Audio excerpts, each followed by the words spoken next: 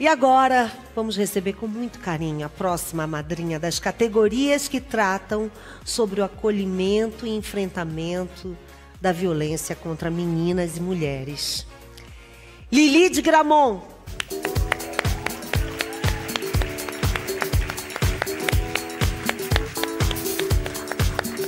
Bem-vinda, Lili. Prazer recebê-la. Prazer todo meu. Sou muito sua fã. Queria começar com isso. Que bom. Umas fãs boas aqui, né, gente? Uma acadêmica, uma cientista. Eu fico tão feliz de ouvir isso, Lili, porque eu fico imaginando o poder da ciência, né? Como é que a ciência, desculpe, coreógrafa, bailarina, mas eu imagino que esse mundo acadêmico também tenha contribuído para você. E eu fico imaginando a sua ciência, que é a da dança, como é que você misturou, como é que você trançou esse encontro da dança e do terceiro setor, quando você viu que você poderia contribuir para o enfrentamento contra a violência contra a mulher?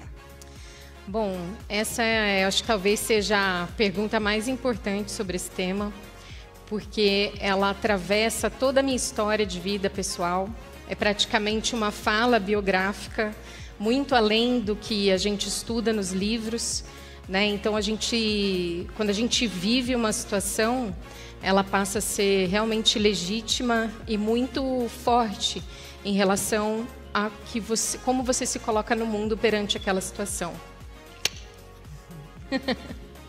Pessoas queridas aqui, né? Então, eu começo contando, eu sou filha dos cantores Lindomar Castilho e Eliane de Gramont. Para quem não se lembra, é o cantor do Você é Doida Demais, que fez muito sucesso nos anos 70, principalmente nos anos 70, 80, e é uma grande voz, né? Uma voz belíssima. Eu brinco que se existissem sereias homens, com certeza meu pai seria um, com todo poder e sedução, conquistando muitas mulheres, né? Enfim, então eu começo já com uma história de luto. Na verdade, não foi só a minha mãe. Eu sempre falo que, para os órfãos do feminicídio, esse é só o início, é o começo, não é o fim, né?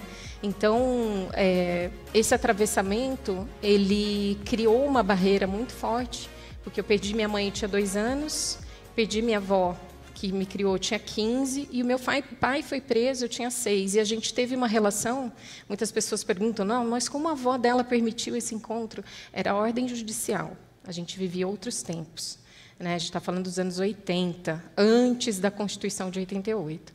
Então, enfim, a gente tem um outro panorama, né, hoje. Mas, nessa época, as coisas eram bem diferentes, principalmente para a mulher, que podia perder o filho se saísse de casa, por violência doméstica, por exemplo. Então, a dança, a arte, ela foi o meu meio de expressão. Ela foi o meu veículo de cura. Ela foi, por muito tempo, eu não percebi isso, mas era como se fosse ali o meu carro, né? Enfim, meus pés. Eu acho que não é nem carro, porque é muito orgânico isso que eu passei.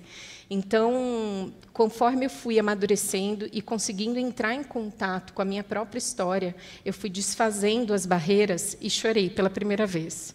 Chorei de verdade, né? Porque até então eu estava vestindo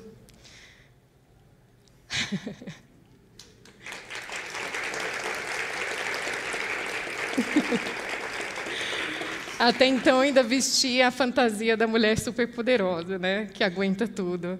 E, enfim, então eu pude chorar. E, durante a pandemia, uma foto no Facebook, infelizmente não sei quem é o fotógrafo, eu busquei, mas não achei. E eu vi uma criança cambaleando no orfanato, um corredor bem longo, e aquele bebê de quase 2 anos, assim como eu, quando perdi minha mãe, ele era um órfão do feminicídio. E aquela foto foi tão impactante, porque foi um espelho. E eu pude me ver naquela situação e ver o quanto existe uma invisibilidade para os órfãos do feminicídio. E isso está mudando agora, graças a pessoas lindas que estão aqui presentes. E muitas de nós que né, trazemos essa luta desde então. Então, enfim, esse cruzamento dessas duas, da arte, hoje eu sou coreógrafa, mas estudei psicologia, estudei psicanálise, aquela incessante busca de tentar entender, mas transcende a compreensão, né? A violência doméstica, ela é complexa, ela não é nem A nem B, ela é algo no meio do caminho e é único, né? Para todos os atores. Eu fui descobrir que eu era vítima indireta em 2020. Eu nunca ouvi isso, eu nunca soube isso. E, realmente, em uma discussão recente, eu fico pensando qual é a diferença de um órfão de uma mãe que morre de um câncer e qual é a diferença de um órfão que perde a mãe para uma morte evitável, uma morte de violência. A diferença é o patriarcado, porque um é a natureza que propõe. E o outro, a gente podia não fazer, a gente podia nos curar dessa pandemia que é a violência contra a mulher em todas as suas formas. Eu acho que eu vou parar aqui. Não, é maravilhoso. Finaliza. Obrigada. Como é emocionante o seu discurso, porque a gente vê a força do seu afeto transbordar. E isso mostra o quanto você está viva e potente. E por isso que você é escolhida como madrinha para inspirar outras mulheres e apresentar a próxima categoria. Obrigada, então, venha, o público é seu.